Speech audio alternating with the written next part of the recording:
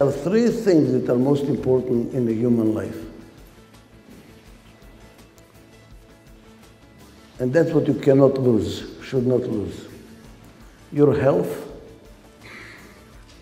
your family, and your friends. As long as you have these three things, you will come up again. What is a common denominator? You cannot sell these assets. You cannot sell your health. You cannot sell your family. You cannot sell your friends. The most important thing for a company is not how much money you have. Money goes and comes. It's not your market. You know, if you study Michael Porter, it is how you find your value proposition and how you match yourself in the marketplace and you find your position and ta-ta-ta. I don't agree. It's not technology either. A professor of economics in Stanford got a Nobel Prize in economics because he discovered that technology is the most important factor for economic growth. I disagree. You can sell technology. You can sell your money. Private equity funds sell money. What is it you cannot sell? What is the most important thing? Like in personal life. What's really important? Would you marry somebody just because he or she is rich? They can go bankrupt and you're stuck. It's not what you have, but what you are. And what you are cannot be sold. It is a culture of the system, the culture of the company, how people work together. It's called the DNA of the company, how they react to situations. What do they do when there is a crisis? Usually when there is a crisis, people turn against each other. They look for who is the guilty party, you know? I learned something very interesting in Russia, which is a problem. Whenever they have a problem, instead of asking why we have a problem, they ask who is the problem, looking for who is the problem. That does not solve the problem. Many families, when there is a crisis, they divorce, they attack each other, instead of attacking the problem. So what is it that makes a company successful? Which is the real value of the company. And if you read my books, I talk about the formula of success. The formula of success of any company. People ask us, Adizes, you are a consulting firm. What do you specialize in what industry, in what kind of a subject? I said, not a subject, not an industry. It applies to anybody, anywhere in the world. Any company, from startup all the way to a country. Any system. It's a universal formula of success, universal.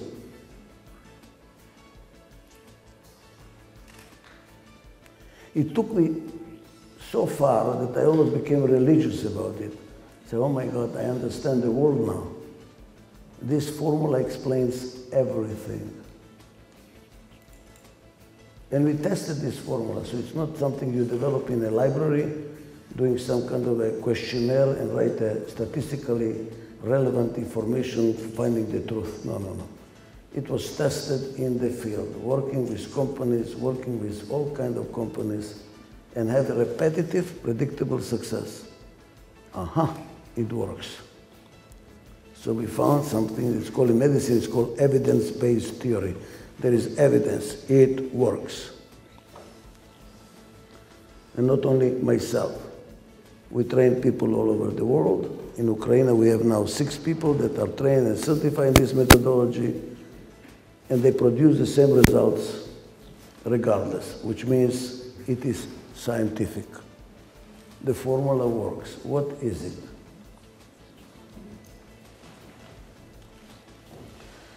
We know from physics that energy is fixed. Even in space, energy is fixed at point in time, at point in time. And even a human being has fixed energy. Why? Because there are only 24 hours. What can you do in 24 hours? So some people are more energetic, some people are less energetic, but all of them have fixed energy.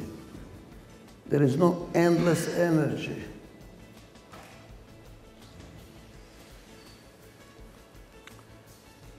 Companies have fixed energy too. If they try to do too many things, they fall apart. So every system has a fixed energy. Everything you see has fixed energy. What I discovered, took 40 years to discover this, is that that fixed energy is predictably allocated. Predictably. On any system.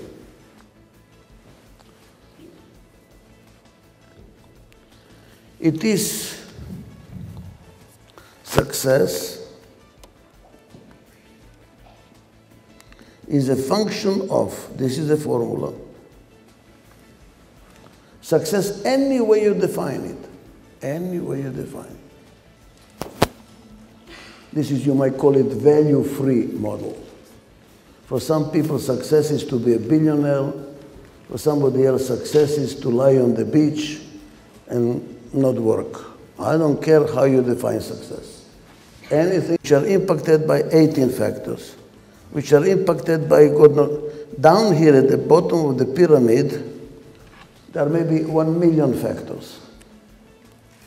And what this Adizes methodology is all about, and I and my associate devoted our life to study this, is to find out what those factors are, how they relate to each other, so we can make people, companies, countries successful.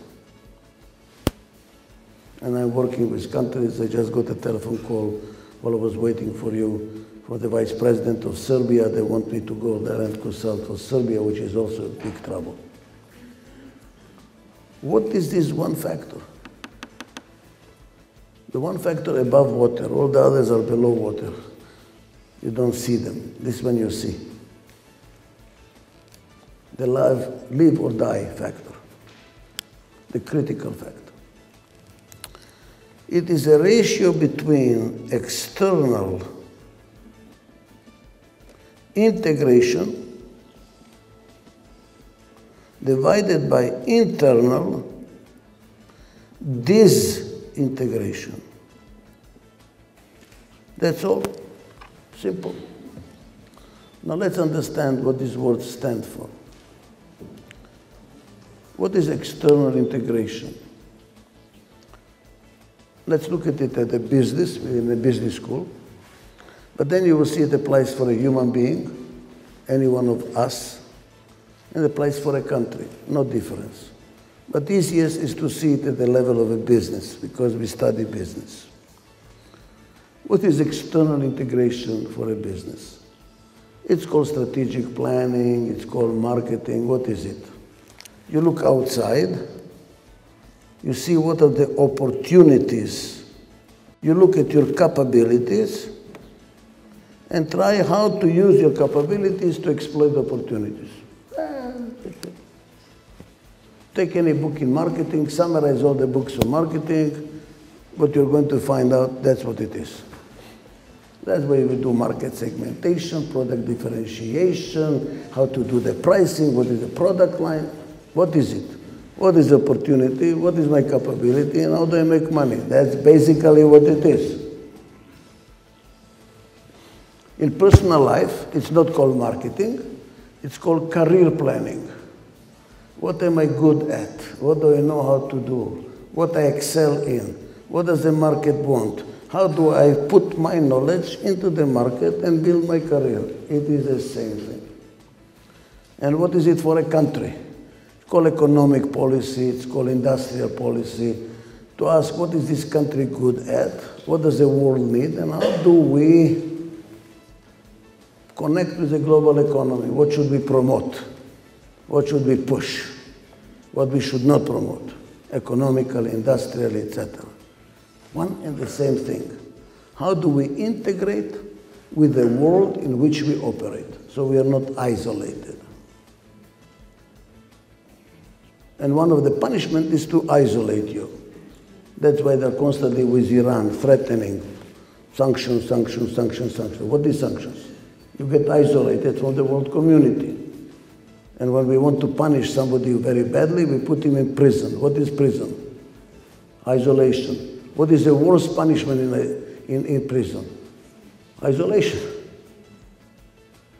To be connected, to be part of, is what we all want to do, all of us. All of us.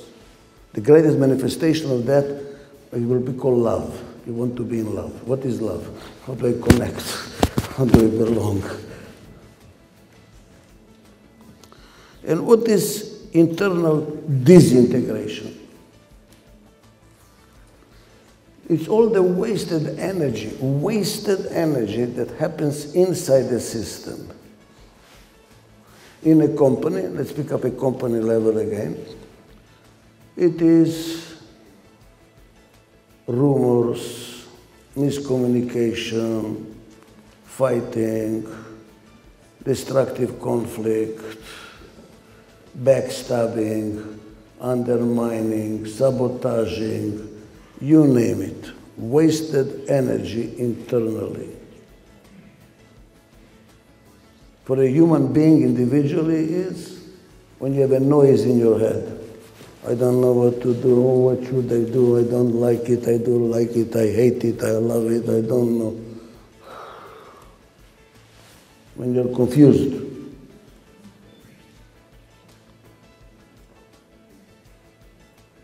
When somebody is like that, what do we say about this person? This person is falling apart. This person is coming unglued. What does it tell you? All the energy is wasted. A person like this, by the way, let's talk about it for a second. I see so many young people here. Let's assume you have somebody, a rich kid. His parents gave him $100 million inheritance when they died. Cash, tax-free, in the bank, real money. And he went to the leading school of business, kmbs or Harvard or whatever, and got a very good degree. By the way, you can get a degree. Just sit down, study like an idiot, and you get a degree. So he has an MBA, $100 million in the bank, and let's also assume he's very good looking.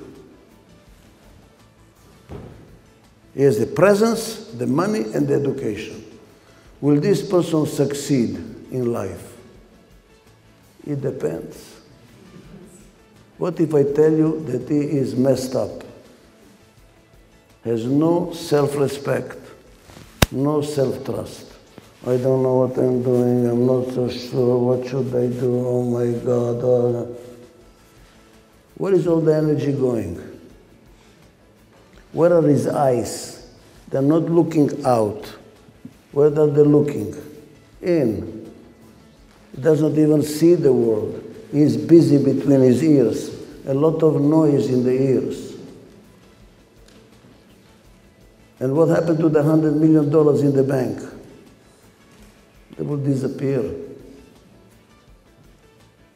Wasted. What about that education? He can hang it on the wall.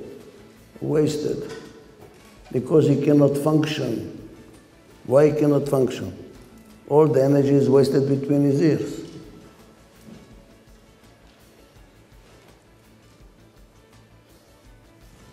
Internal disintegration is a function also of two factors: mutual trust and mutual respect. For a human being, it is called self-esteem. How do you see yourself? How together you are? How at peace you are with yourself? Doesn't mean that you are a vegetable. I'm very happy, I don't want to do anything. No, no, no. You still want, but you're not afraid. You're not working out of fear. You're together. You're peaceful. Clear eyes. That's why when we're impressed with somebody, we say, this person has it all together. This family has it all together. This country has it all together. And when we are worried, what do we say? This person is falling apart. This family is falling apart. This company is falling apart. This country is falling apart. Do you hear that? Disintegration is a sign of disease. When you get sick, what's happening? Your body is falling apart. When your car is not working, your car is falling apart. Please realize, disintegration is the source, the cause of all problems. All problems, I don't care, your car, your house, your plumbing, your health, your family. Disintegration. When you go to the doctor and you have disease, you have a pain, what's the first question they ask? When did it start? What has changed? Why? Because change causes disintegration. Change is a centrifugal force. Things fall apart. By the way, why do they fall apart? Why change causes disintegration? Because everything is a system. Everything is a system. Everything is interrelated to everything else. And by definition, every system is composed of subsystems. And every subsystem is composed of subsystems, sub, all the way you get to a nano. You get to the atom, it's also composed of subsystems. How far down you look, it's more pieces. You as a person, you're also a system. Depending whether a medical profession is looking at it or a psychologist looking at you. A psychologist was talking about ego, superego, id. So medicine will talk about the respiratory system, the muscular system. They're all subsystems. I look at you, that you have your physical subsystem, body, your emotional subsystem, your intellectual subsystem, and your spiritual subsystem. There are 4 subsystems for you. That's why almost all languages we use a plural you in plural. There are more than one of you. What happens when there is change? The subsystems do not change together in the same speed. Some change faster than others. Some are more flexible than others. That creates a gap. And the gap is manifested in a problem. That's why all problems are manifestation of disintegration. Something is falling apart. You as a person, you began to be physically 40 years old because you were born 40 years ago. And even that is not true, because different parts of your body change at different speed. Because of too much vodka, your liver is already 70 years old. It's not 40 already, it's very old now. And your eyes maybe, I don't know. You see, the different parts of the body change at different speed. That's why you have a problem. Because they change at different speed. A company, a subsistence. A young company, marketing and sales change very fast. Come on, we need to get the client, we do whatever the client needs. Accounting changes very slow. Human resources changes very, very slow. So what happens? Marketing moves too far. Accounting does not catch up. We don't know what's going on. And we don't have the people we need. And what is it? A problem. What is this Adizes methodology?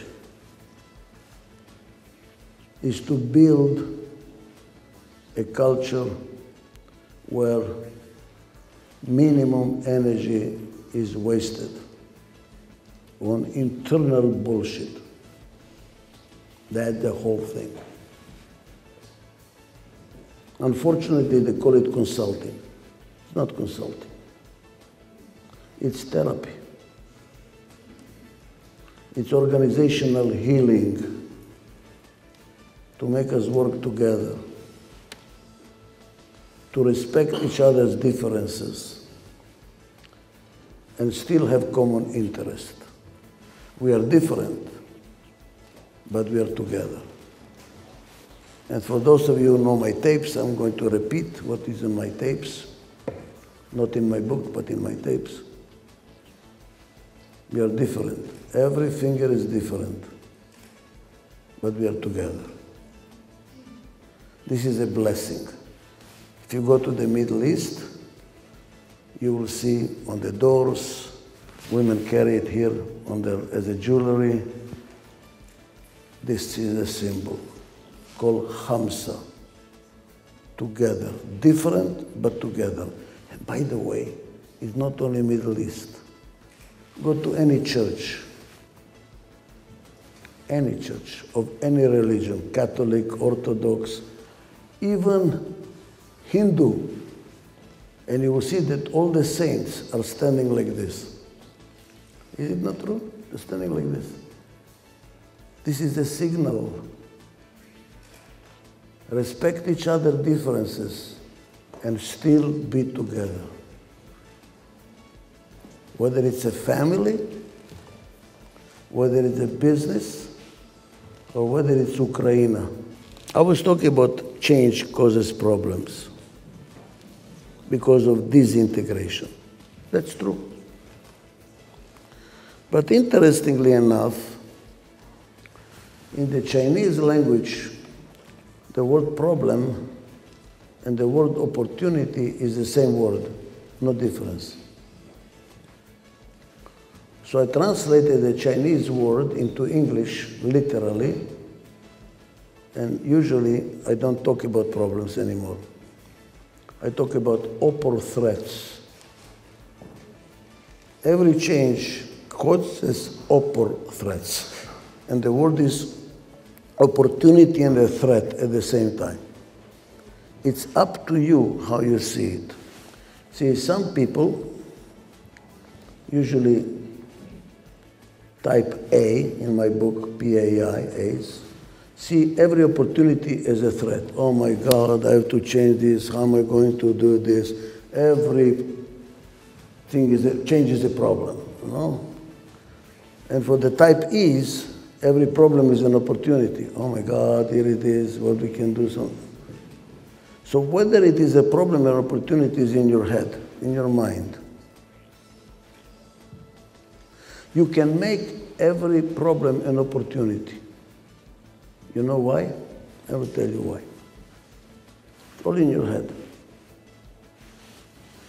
What is an opportunity in the business world? If somebody's problem, that's my opportunity. If there were no problems, there would be no opportunities. Nothing to do. What is an opportunity? A customer has a problem. Whoop, that's my opportunity. The competition has a problem. Oops, that's my opportunity. Now, why? And your problem is their opportunity. Why do you let your problem be the opportunity of your competition, and don't you make your problem your opportunity to be better? So it's all in the head. Anytime you see a problem, you ask the question, how do you make it an opportunity? How do you make it an opportunity? I'll tell you how. I'll give you one tip. It's all in our head, how you manage your head. Usually when we have a problem, the tendency is to ask why. Why do I have this problem? Oh God, why do I have this problem, you know? And when you cannot find the why, we accuse God. God, you're not helping me. Why you're not helping me? The devil made me do it, you know, because I cannot find the answer to why. Don't ask, when you do a diagnosis of a problem, do not ask why. What should you do instead? In all languages I know, and I'm pretty sure it's true for Ukrainian or Russian, I'm pretty sure, the word why is synonymous with the word what for. I speak Serbian. In Serbian it is za što. Zašto. See the same thing. Zašto is why, za što is what for. In Hebrew, le ma, la ma, por qué, para qué. In Spanish, all languages. Probably in the Ukrainian too. No, that's the same thing. Aha. So instead of asking the question why, ask the question what for. And all at once, the new thing opens in front of your eyes. What for do I have this problem? What does God want me to learn? What is the lesson I'm supposed to, what for am I having this problem? And all at once, the problem is not a problem. The problem now becomes an opportunity to learn. Ah, that's what I should have learned. And by the way, a lesson you don't learn will be repeated till you learn. You married the wrong person. You didn't learn the lesson, you will marry the same person again. Not same person, same type of a person. And then you go 3, 4, 5 marriages because you did not learn your lesson. What for do we have this lesson? You lost money in a market. Why, God, why? No, what for? What did I do wrong? What can I learn from it? Every problem is an opportunity to learn. And you know something? Sometimes you should say, thanks God you have a problem. Because from problem to problem, you grow and you become stronger and stronger and wiser and wiser. And children that have no problem, protected by 5 nannies, and everything is protected, they grow weak because they never had a problem to overcome, to become strong. So problems are opportunities. It's all in your head. Change is also an opportunity. It creates problems, but it's an opportunity. Why? This is also an example, story, and then I will stop. I consulted for the Porsche company, the car company. And the president of Porsche became my friend after a while. And he told me a very interesting story I want to share with you. When he got appointed to be the president of Porsche, he went to visit all the different departments to introduce himself, to meet the people. When he got to the engineering department, it just happened that he asked the question, do we compete in Le Mans? Le Mans is a famous car racing event, you know, Le Mans. And we are Porsche is a sports car, we should be competing in Le Mans, no? And they say, oh, no, no, no, we don't compete in Le Mans. Le Mans is... Then he gave them a goal. New president, new goal, new challenge, let's go. Says, okay, next year we are competing in Le Mans, and I rely on you, the engineering department, to develop the engine and the car, and I expect you to win the competition. Oh my God, you know. And he walked out. Now these are Germans, you know, they take orders very seriously, you know, this is serious. So they did not sleep, they did not go home, they worked 24 hours a day for the whole year, developed the engine, developed the car, tested the car, went to Le Mans and won. Big celebration, happiness galore. Then the next day they discovered that the racing committee changed the rules of the race. So now for the next race they have to start all over again. Change. They were all depressed. Then Peter Schutz, the president, my good friend, came with a certain sentence that I suggest to you, you write it, all you managers, write it and put it on the wall and do it as a prayer every morning, you read it. When there is no change, the mediocre will catch up. You see, if there is no change, they find out who is successful, they copy you, copy you, copy you, and the competition is catching up. And they will catch up with you.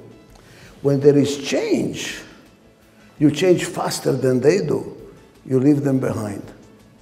Change is the best partner for good companies and the biggest enemy for bad companies. Depends how good you are. And what does it mean? Together. When there is a change, other company, when there is a change, attack each other, what should we do, who we are. You just pass them and disappear in the sunset. They leave them behind. So change is an opportunity or a problem, depending how good you are. Okay? Go back. Right? Excellent question. I get into trouble with this lecture, but I will do it.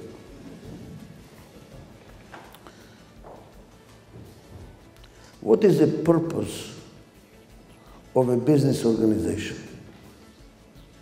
And we teach it like a religion in business schools. It's a religion of a business school. Because a business school is derived from School of Economics. And what does economic theory tell you? What is the purpose of a business organization? To do what? Profits, right? So the governing value usually for external integration, you look for opportunities that you can use your capabilities to produce profits. If it's not profitable, don't do it. Profits, profits, profits. Profit is like a religion. And look at everything we teach in the business school is around profits. Earnings per share, everything is around profits. What market we should go? Is it profitable? Present value, long-term value, blah, blah. Profits, profits, profits, profits, profits. And I'm saying no. Profit is like the scoring board in a tennis match. A good player never looks at it in a scoring board. As a matter of fact, if you train people in sports, you tell them, don't worry about the score. Play the best you can. Play your best you can. Play your best you can. And if you play the best you can, you will win. Too many people play tennis not watching the ball. They're watching the scoring board.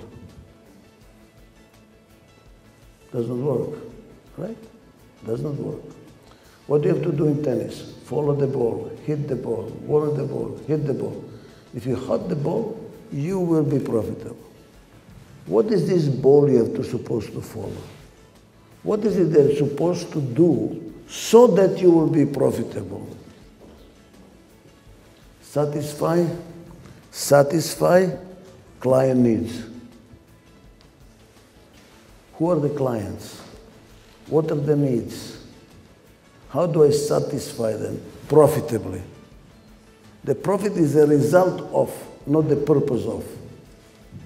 Don't manage by profits. Manage for profits. The moment you manage by profits, you start cutting maybe the wrong costs. You cut costs. You look profitable, but you're screwing the customers. It's going to eventually catch up. Am I right? What's a good restaurant that has repeat customers?